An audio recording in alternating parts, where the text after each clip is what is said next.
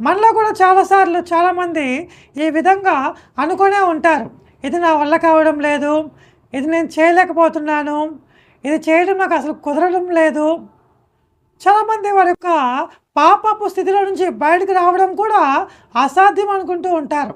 ఇంకా చెప్పాలంటే గనుక మనకు బాగా అలవాటైనటువంటి పాపం కానివ్వండి, మనకు బాగా అలవాటైపోయినటువంటి ఒక వ్యక్తి కానివ్వండి, లేకపోతే మరి ఏదైనా సరే మనకు ఏదైతే బాగా అలవాటైపోయి ఉందో దాని నుంచి మనం విడుదల పొందుకోవడం అనేది అసాధ్యమని కొన్నిసార్లు మనకు అనిపిస్తూ ఉంటుంది.